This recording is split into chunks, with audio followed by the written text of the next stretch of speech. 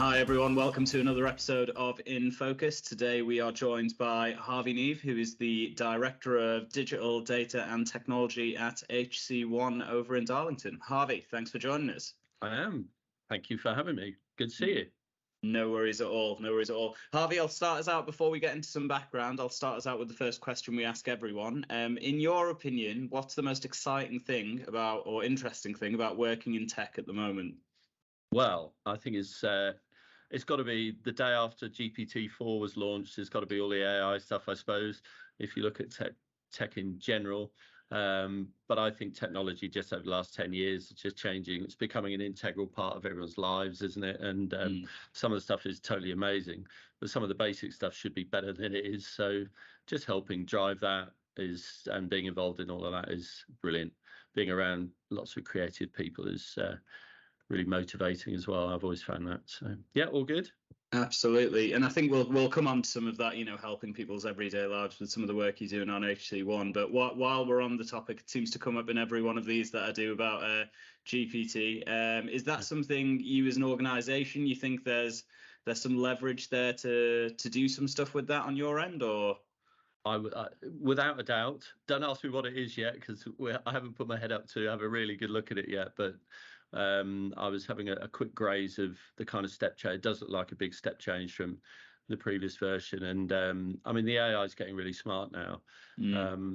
But again, there's a balance, isn't there, between the sort of super sharp edge, cutting edge stuff that's going on and what I call brilliant basics that need to be right. So it's a balance of focus, really.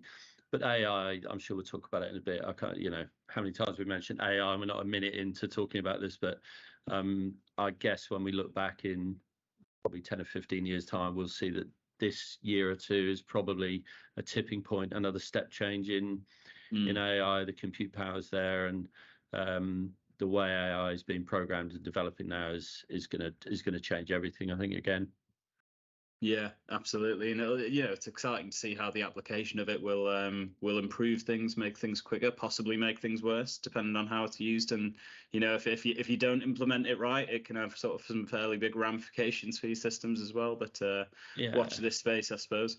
Yeah, it depends what you train it on. If you train it on the internet, if you trained it on Twitter, God help us. But it depends what the training sets are, and it's really interesting how the biases go into the learning sets and everything. So it'll be interesting how they counter that. And you can see Bing and whatnot trying to balance that stuff out, trying to learn from the feedback and all the rest of it. It's fascinating stuff. It will be really interesting to see where it goes over the next sort of 5 or 6 years. As someone old enough to remember computers coming in and all the rest of it, just seeing that journey over the last sort of 30 years or so is fascinating stuff. Yeah, 100%, 100%. Well, Harvey, I mean, we've known each other for a good few years now, I think, possibly more as well. But for our listeners and viewers that maybe don't know you, give us a quick rundown on your background and I suppose your bio to date, please. Yeah, so I'm a Norfolk boy, born and bred down in Norwich.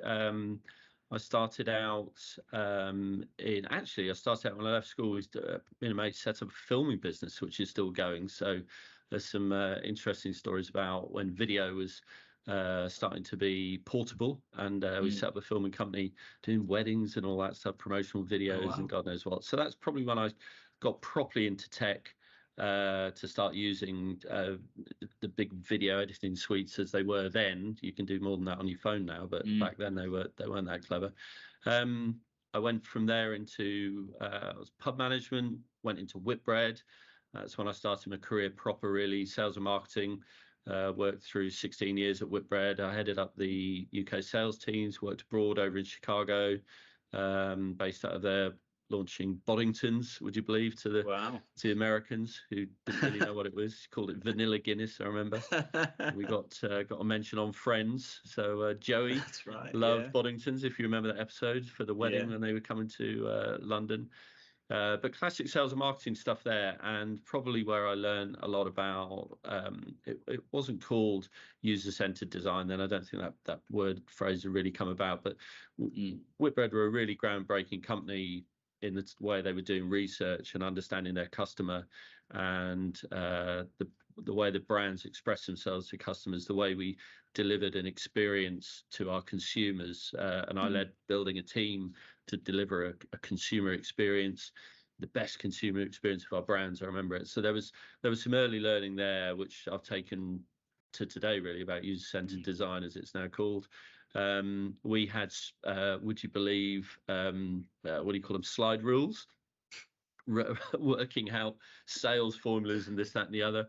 And I remember programming that up into sign organizers. For those that remember sign organizers, OPL was the language, a bit like BASIC. Programmed them up to do some basic sales modeling and finance modeling and all this kind of stuff. And we rolled out price breakers, as they were called. They were little Casios in the end, actually, that we rolled out to do that. But that got me a little bit into programming. So I'm not a programmer by any stretch of the imagination. If my dev team are listening, don't worry, no competition here. But I have a rough idea of what's going on with programming. So that got me into that. So that was Whitbread. Did that for 15, 16 years. And then was headhunted, really, to join the National Assessment Agency, which was a quango for the DfE, Department for Education, in 2005, I think. So the A-levels had all fallen over in 2000 and 2001, I think. And they brought a task force together to modernise the exams system. And I was part of the team that came in to do that, to mobilise a team to support exam officers across England. And again, that sort of thinking about what exam officers wanted, approaching it in that way, what is it that's stopping you doing your best work? What processes aren't working? And inevitably, how can technology help? It wasn't a technology role, but over the years that I did that, I worked within that directorate and ultimately did all key roles in that directorate and led it as director for a while. Sort of the technology came in more and more, especially analytics, data analytics. We were starting to use data a lot more to understand. There were some big data sets in there. You can imagine 30 million scripts were moved around every exam series. So there lots of data to play with to understand what would be called now behavioural science around it, this, that, and the other. Continual process improvement. We were looking at lean, all those things that were going on. As the phraseology for a lot of the same stuff over the years. What was process re-engineering became lean, became continuous improvement. But all those things that started to become more agile, moving into that kind of agile started to come in. So that led me through a career into the civil service. I ended up working in teaching agency for a while, heading up digital and IT. So that was probably the first kind of a CTO kind of role, I suppose, CDTO role it would be nowadays. That was fascinating. That was right at the time when GDS were launched, Government Digital Services, when agile approaches were coming in and being driven, that user-centered design. We all remember the tax disc moving to being a digital exemplar for government, and that really set the standard out for modern government digital services, and we were building those within the DfE. So I did a load of work with them, and then ended up moving over to Public Health England for my last sort of phase in the civil service, head of digital transformation for Public Health England. We did some really good work with them, and then of course it was all scuppered in 2020 when the pandemic hit.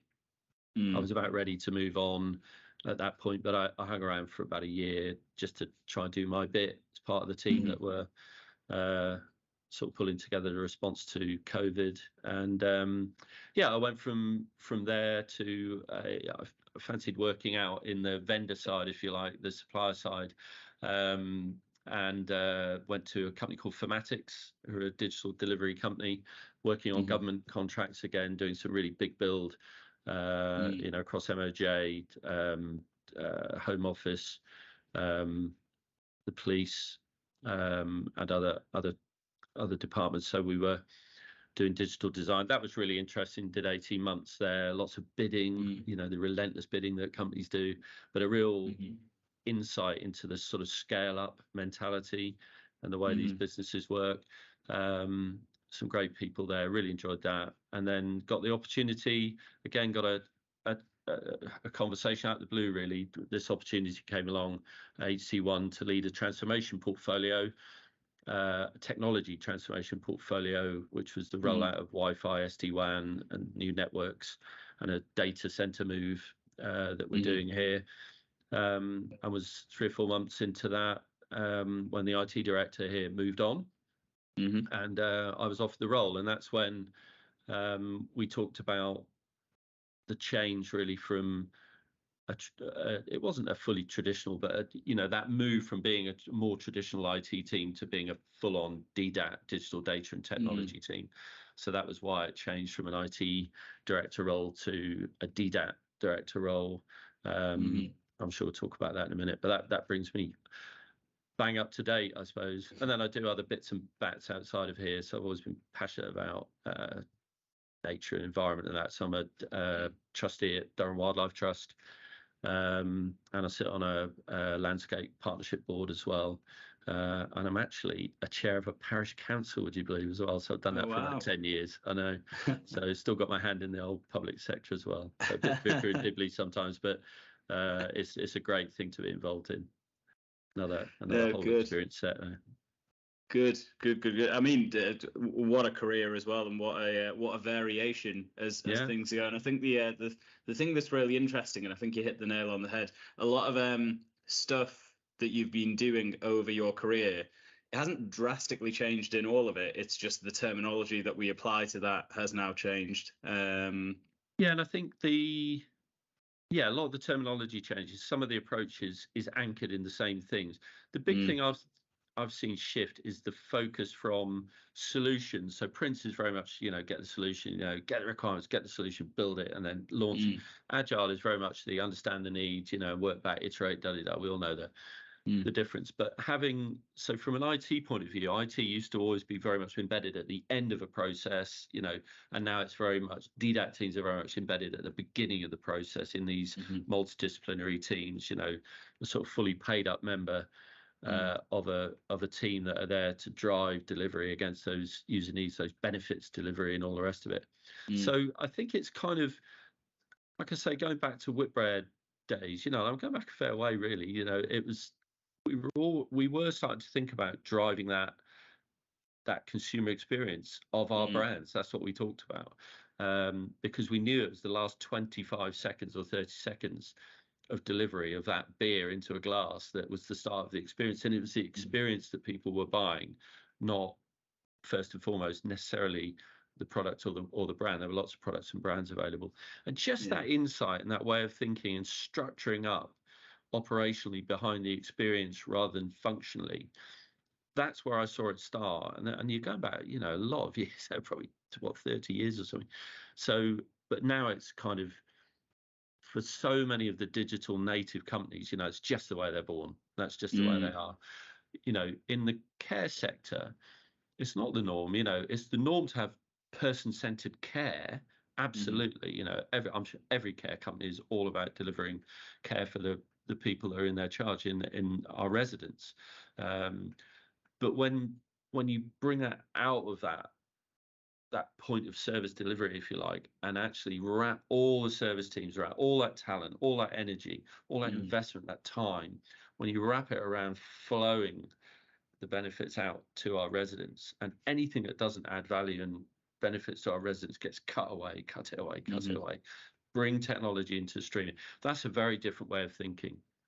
And that's the classic digital transformation, isn't it? It's what we were doing at PHE, it's what we were doing at DFE, and it's kind of what we're now starting to do here at HC1. Really exciting. Team are well up for it.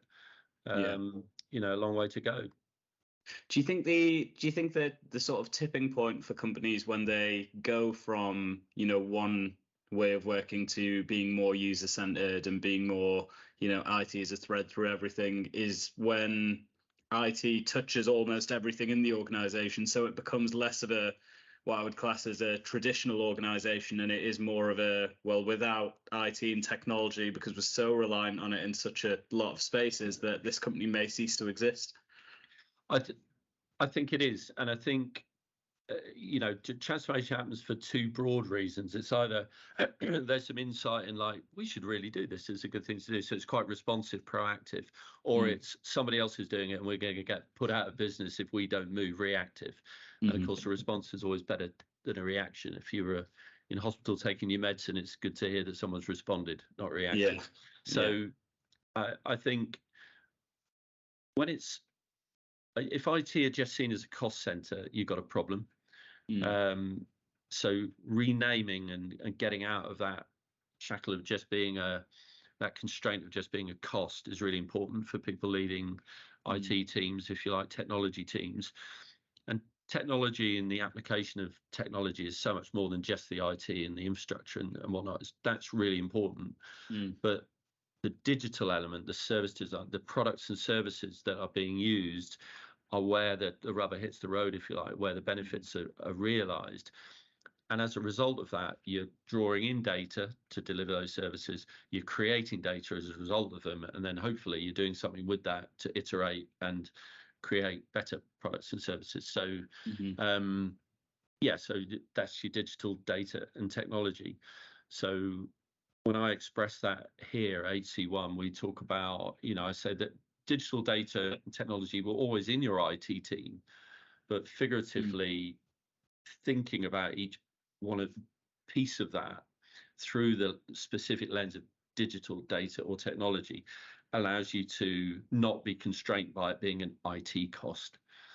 You can start to really drive digital hard without always looking back and torturing yourself that, we only spent that on IT last year and now we're spending, it's just an escalating cost. No, it isn't.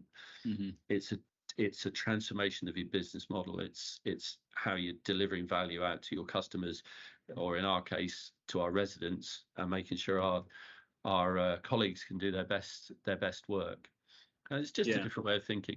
And you're right, digital data technology people will be involved in pretty much, to some degree, almost everything that's going on in a business, because somewhere or another it's platformed on top of some technology somewhere along. Even if it's this Teams, that bit accelerated crazy through pandemic, as we know, and it's certainly delivered a step change in collaborative ways of working, and all these you can't work at home sort of paradigms have been broken apart.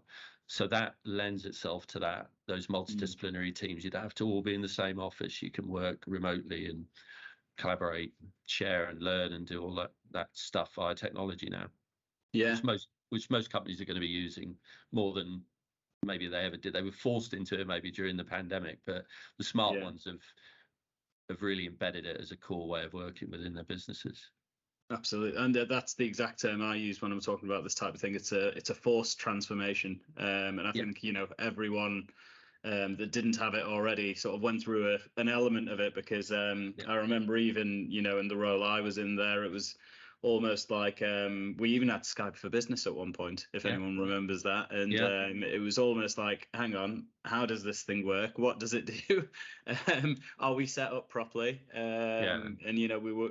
I think the world was forced through that transformation. So I agree. And you remember, I think you said we've known each other a while, and I think a while ago I wrote that paper piece, whatever, on I called it Crossing the Digital Rubicon, if you remember. And and it was that notion, it was before the pandemic and all that stuff, but it was that notion that once you let this stuff loose, you can't go back. That was the kind of analogy, if you like. I like a good analogy, as you well know. And I think that was just accelerated through the pandemic. And it's been really interesting to see, and I've written about this as well, the companies that are trying to get back to normal and they're trying to retrofit a very enabled, empowered sort of environment that we've ended up in, and they're trying to control that back into command and control, and it's gone. It's too late. Those companies are not going to. It's just not going to work. So that focus on enabling leadership, which is that servant leadership, is a real tell for where agile businesses can live, thrive, not just survive.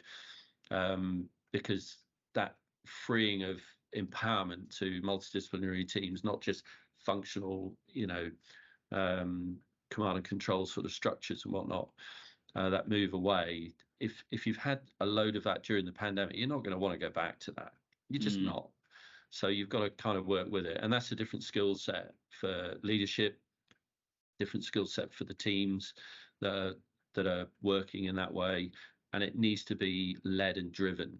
It will to a certain extent organically grow, but understanding service design, understanding that user-centered design, bringing value chains into play, grouping multidisciplinary teams around that workflow, that benefit flow, if you like, is a very different thing that has to be consciously driven, and it challenges everything, because it will change not only reporting structures, it will change office layouts, it will change the way things are done quite fundamentally, and that's a real shift. So that's why it's a transformation, a distinct, a noticeable change, not just an evolution.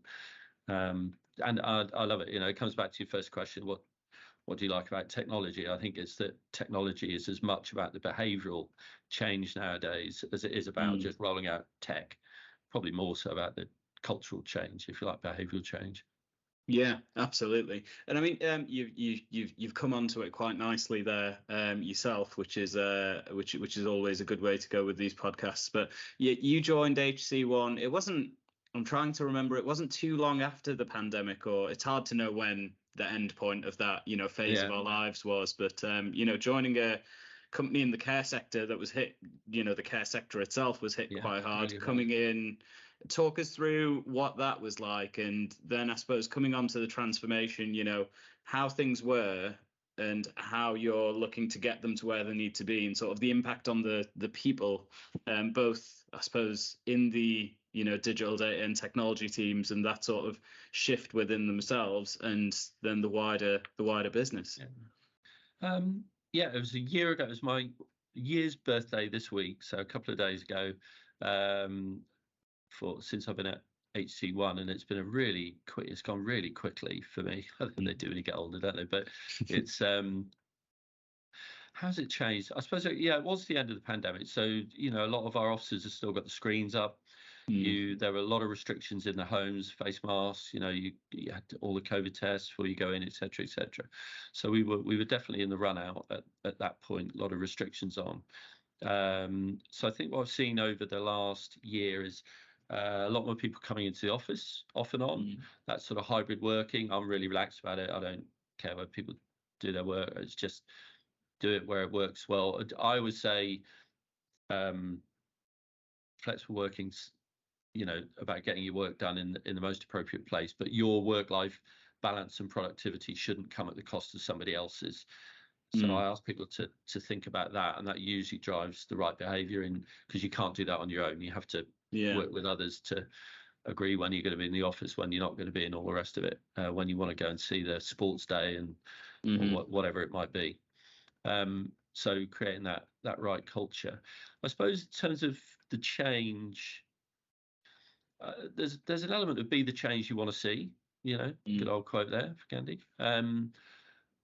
So setting our team up, we've got quite a large team here, 60 plus people. So it's organizing ourselves in that way, trying to be that agile team, have that servant leadership, trying to empower people, make sure people can see the progression routes that we're building in learning development as part of our core thing.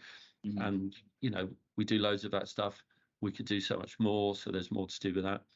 But for me, it's about getting people from within my team up front into where the action is. When we're having discussions about, how do we improve the care we deliver, and how do we look after people who are living with dementia better? How do we provide better environments for people living with dementia? How do we free up time for our nurses and carers to deliver more care and different types of care? We want to be right in those discussions to understand the role that technology and information and insight can play to help our experts deliver better care. And we're doing really well at that. I think we've got our team much more embedded in those early conversations, not and being asked to be involved, not just barging in and asking to be, but being asked to be involved, and that's a really good sign. Was that a welcome change from the team's perspective? Because not having done that before or been in those conversations before could be an uneasy situation for someone who's not done it before. But actually, are you seeing the positive results now that they're used to it? Yeah, I think it's different people, different things. So not everyone wants to do that kind of thing, and that's fine. Some people want to be backstage, if you like. That's absolutely fine, because we need all those kind of players within the team. But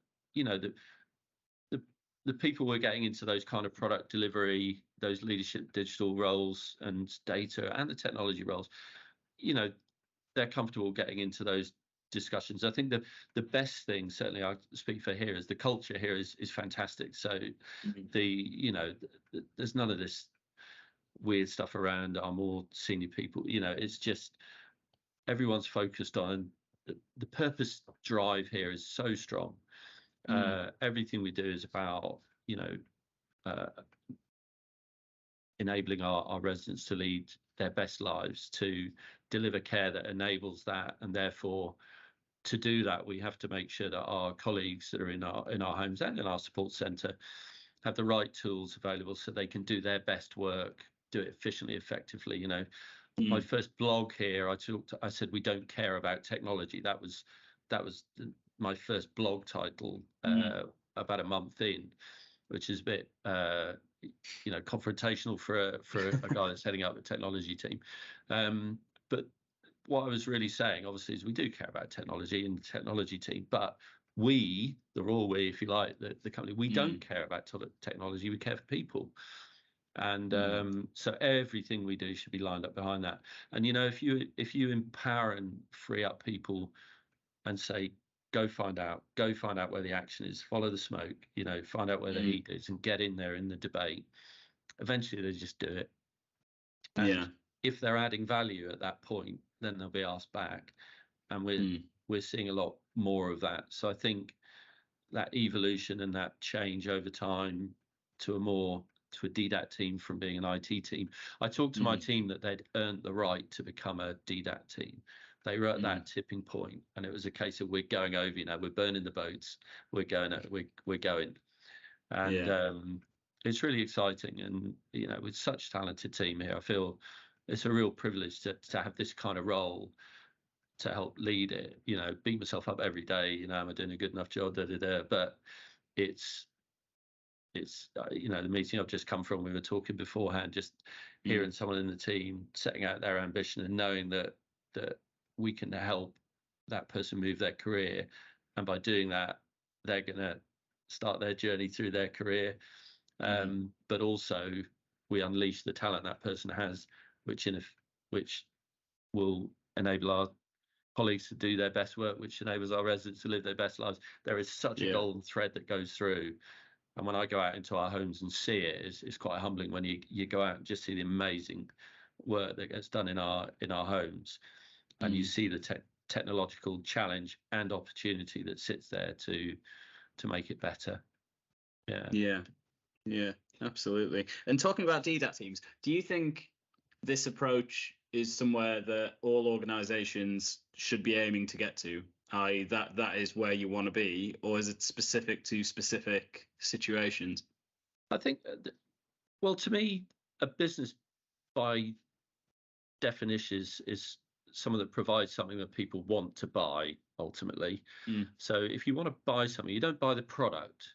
You don't buy a Hoover, or a Dyson, you buy what it does. So if you start to think about why people are buying your products, what problems they're solving or what benefits they're getting from them, why they want them, in order to deliver that and understand that benefit and deliver that benefit, you kind of have to be structured up in that product and service mindset and operational way of working to be really, really good at it. If you don't structure up and work in that way and have kind of the DDAT kind of approach, you're just making things harder for yourselves, because you're going to be functionally siloed by default. It's just going to be the way you're going to work.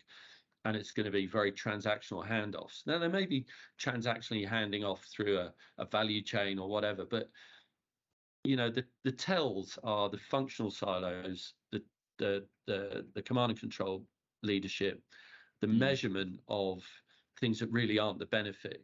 When you see net promoter scores all over the place, they're the things that tell you that the business is worried about the experience that people are getting of their products, not just that it's a good quality, that it's arrived on time, that it's this, that, and the other. That's fine, but there are things you measure, and then there are things you're measured by.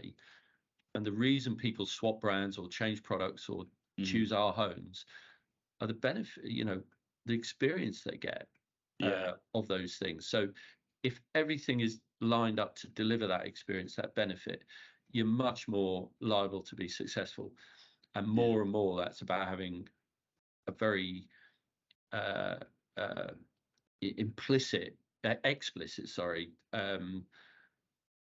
delivery model around digital data technology to underpin those value chains. Yeah, absolutely. And you touched on it before as well. The experience these days for companies starting out is the first thing they think about. I suppose as a user as well, I would rather, within reason, because it's got to do to a degree what I need it to do, but I'd rather have something that did less but the experience was fantastic than have something with all the bells and whistles that just doesn't work. I always think of back when I was a kid, my parents bought a vacuum that washed the carpet as well. So it was supposed to vacuum separately, and then it had this wash function and it had the dry function and the 2 tanks and all that. And they thought this is a great idea because we'll use that now and then, but the vacuum never worked. So you had what could have been classed as the perfect product, but the experience was absolutely pants. Whereas you went and got a Henry Hoover that does one thing, but it's reliable, it's very user friendly, it does the job, and that's always what I think about when I think of experience first. And they all say, designing with people is designing for people is good if you get people who understand what people want, and designing for people, that's okay. But designing with the users, with people, is even better. And I always think, you look at good old Simon Cowell, if you like him or love him, the X Factor. If you think he's in the music business selling music, what you used to do is get a load of experts together. You'd hear a load of artists. You'd think, oh, I think the public would love this artist. So you record it, stick a record out there, and see what happened. That was the model for years and years and years. Along comes Simon Cowell and breaks that mold, in that what he's saying is, well, if we design with the buyer, with the user, maybe we'll give them what they want. So he creates the X Factor and brings all the artists in, brings the audience in to vote for which one they like, to tell him, and then surprise, surprise, the winner, they put the record out and it's number one. Well, surprise, surprise, hey. But I mean, it's a trite example, but it's a good example of designing with your users. Dyson's another one who did it with the Dyson, all its devices. Goes down that. If you look at people that disrupted their particular industries, and you can pick them all out. That Cinch is one that, with their cars and whatnot, make it really easy. The thing they don't really go on about a lot about the cars, because the cars are all, they don't talk about reliable, this, that, and the other. They talk about the experience of buying it, that we guarantee all the things people are worried about when they buy a car. What if it breaks down? I've got a dodgy car, not an issue. How will I get it? We'll deliver it to you. And they've absolutely mapped out their user needs. They know their users, and then they delivered those benefits straight out to the user, taking all the friction out of that journey. Just the same as Blockbuster did, Netflix did over Blockbuster and all the rest of it. And the technology has come in at the right time to enable that, because you've got the technology capability now to disrupt that market at that particular point. Blockbuster were a brilliant, retail operation, completely disrupted by, emerging technology that people like Netflix came on board and ultimately put them out of business. Yeah, absolutely. We touched on culture just a little bit earlier, so let's pull on that thread slightly. There was a period of time, it's possibly still happening in a proportion of the market, I think it has settled, where if you were in tech, it was possibly a great time to be in tech because everything went remote. You could all of a sudden from the Northeast earn a London salary, a European salary, which was significantly higher than anything that anyone had ever talked about before. And I think there's been some positive impacts in I don't think people look at the Northeast as we'll go there and get a discount anymore. So I think all salaries have raised. But being in a startup software house with loads of investment, technology is the product type of environment. How important is culture to your retention and attrition rates, and how do you compete when maybe you don't have £100,000 to pay an engineer every year? Yeah, we haven't, and I think it's knowing what part, salary is part of a remuneration package, if you like, and it's an important part. You have to pay the bills and all the rest of it. But I think what people have learned a lot more, and I think this whole generation coming through now, put more value in life and the experience they have of living. So people talked about work-life balance for years, a seesaw. When I started work, it literally was close the door, you left and if you needed me at work, you had to phone work and they'd come and get me, kind of thing. There were no mobile phones and all that. How old am I? But nowadays, you don't have, I don't like this notion of work-life balance, because there's just life, and work sits within your life, and things change. The balance of expectation and responsibilities you have around your personal life might be higher one week than they are another week. So you can really plan the work in over a certain time, and then other time you need a bit more me time, family or whatever it might be. So I think there's just having a balanced life. And so companies that culturally set themselves up to enable people to have a balanced life are going to create a workplace that enables people to have that balanced life, and therefore to do their best work and to live their best lives. But that still needs to be underpinned by decent pay, and Maslow will tell you there's a hygiene layer that it has to be right. So we have to compete. But if you're just buying people, I just don't think that's the answer. You need to pay people a decent wage. You need to be able to pay right. You need to be able to offer progression, a happy place to work. So culture is really important. If you're going into a workplace and earning a decent wage where you're happy, fulfilled, you've got a very strong purpose, you can see you're making a difference, those things are much more important to people now, and I think they're going to be more and more important to people going forward. If you're going into work and earning a shed load of money, but you really can't enjoy it because you're stressed out all the time, you're barking at all your mates all the time because you haven't got time to do this, that and the other, and I think that the balance of those things has changed. And a lot of the onus for setting that culture comes from people that are privileged to be in leadership roles. And I put great store in that, trying to make sure people see me as just having another role within the team, which is an important part of that is setting the right or trying to exemplify the right culture. We don't entertain passengers in our team. We're not holiday camp. We're here to do some really important work.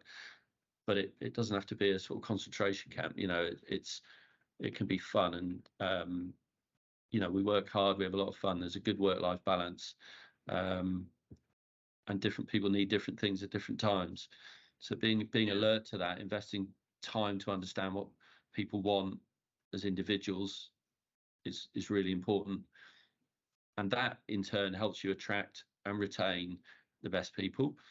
And also know when you can't fulfill the next steps for people. That's okay. People will move on, and move on, with our thanks, and go and do some brilliant stuff, and maybe bring all that learning back in a few years' time into different roles, because you need that turnover of people to keep the team, live and up to date and all the rest of it. Yeah.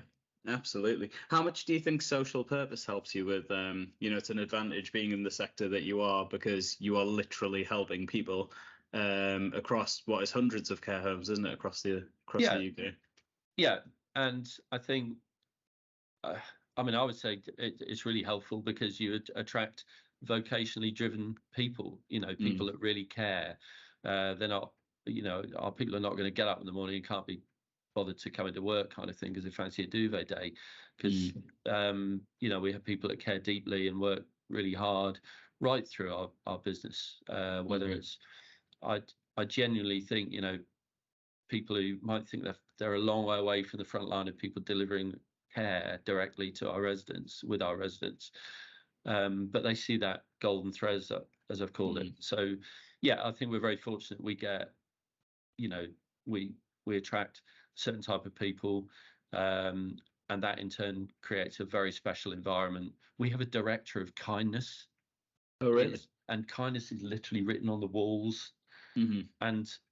But it's so much more than that. And I felt it when I interviewed here, and within minutes I thought, I want to be part of this company. I can offer something here. I can play a part in this. And I see that light switch go on with people when they join our business. I see it. You see it in truckloads when you go out around our homes. I mean, it is, as I said, it is humbling, but it's incredibly motivating to see, the kindness, the care, the commitment that our teams deliver to enable our residents to lead, fantastic lives the best they can, given where they're at. And we had a get-together conference this week where one of our residents come up on the stage to talk about their home, and it was just the most amazing thing that just reminds you what we do makes a difference. And when you go home and you've really made a difference, then that's good, isn't it? Yeah, absolutely. And keep up the good work, certainly, from everything I hear. I'll move on to now, Harvey. They're not quick fire as in I need you to answer straight away with one word answers, but some quick fire questions that I ask everyone, just to get your thoughts on it. In your, I suppose, in your world at HC1 now, and in your role in your teams, how do you, in a simplistic way, define success? How do you know, we're doing a good job here, or we've done well there? We touched a bit on it. I'm not a big fan of like what I call Russian doll KPIs, where you're measuring everything that moves because you can. The most important thing for me is understanding the benefit, and then how does that land with the user? So net promoter scoring is something I'm big on, but there are other things that we measure, but we won't necessarily be measured by. You've got to be really careful on what you measure, because it drives behavior. You measure the wrong things, you drive the wrong behavior sometimes. So understanding how many homes we've upgraded to the most modern Wi-Fi and SD-WAN and that, and knowing how that's going is absolutely fine. Driving the number relentlessly is not fine, because it can drive shortcuts or this, that, and the other. And if we drive shortcuts, we will potentially drive problems with that net promoter scoring in the end. So, knowing that the SD-WAN and the networks and the Wi-Fi and the telephony is all in a home is great when we've upgraded it. But the real measure of success is when you ask the home manager, is that making your life easier? Do the residents have better connections for all their devices they want to use, whether it's the good old Alexa devices or Netflix, and do our eMeds machines work all around our homes? Do you struggle with Wi-Fi in different spots? So understanding the lived experience, if you like, are the absolute, they're the things that we focus on the most. Understanding the things that are contributing to that is important, but the outcome is paramount. Yeah, so always trying to get that balance, I think. Absolutely. Now, I've had a few people on the podcast, and different people have different views, which is great for me.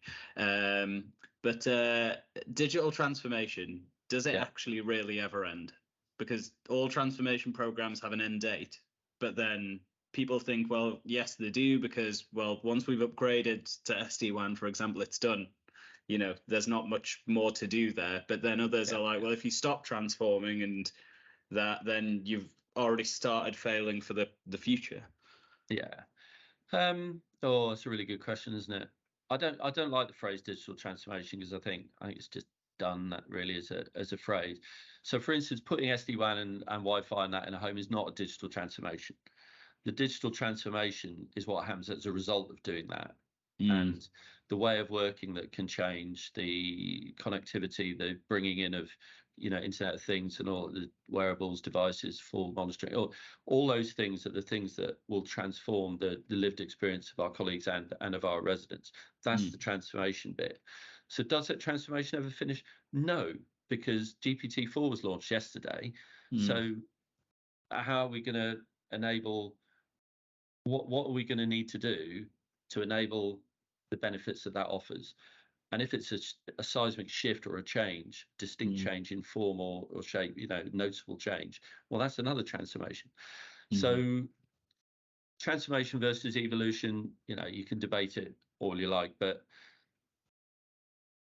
change is constant. So, that's a well overused phrase. Nothing's so constant as change, as people say. So, is it a transformation? Is it just a change? I don't know, but you should always be led by, well, sometimes your end users are not going to realize they want something until they've kind of seen it. So there's a bit of horizon scanning on innovation to then bring that to users and say, well, we've seen this, what do you think? Or trialing stuff. So that's driving innovation, if you like. But then there's the ever changing, requirements of users. So for instance, the generations coming into our homes now are digital natives. We're starting to see digital natives coming into our homes. So they'll have a completely different view of, what to expect in their home. Their homes look very different to their parents' homes. And a care home is a home for people. It's not a hotel with care. It's not a hospital with care. It's a home for people, and they should experience it as their home. And what people expect of their home at a certain age, generation, or whatnot is very different to other ages and generations. So the transformational change in service delivery that will be needed to satisfy those needs and meet those needs is going to change over time. And we just need to be on the front foot, aware of that all the time, so that operationally we can move to make sure that we can meet and exceed those needs.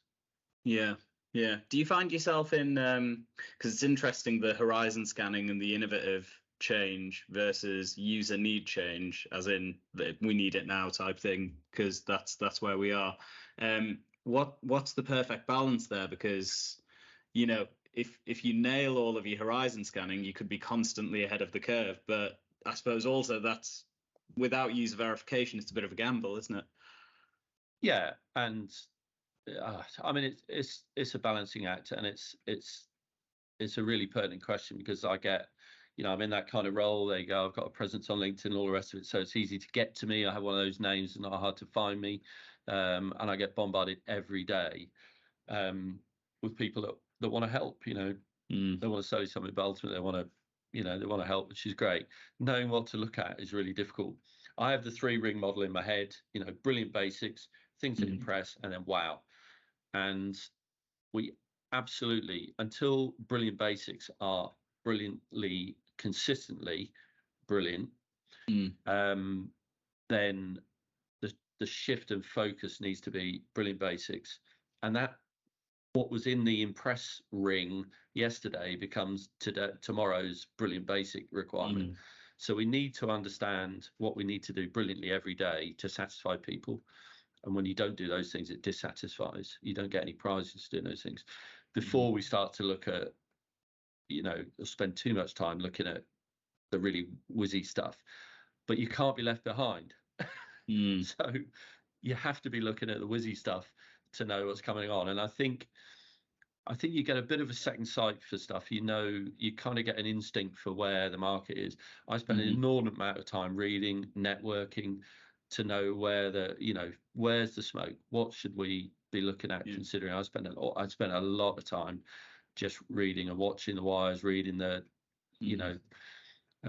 trying to get a handle on what's hot and what's not, and then go and have a look, test some assumptions, and see.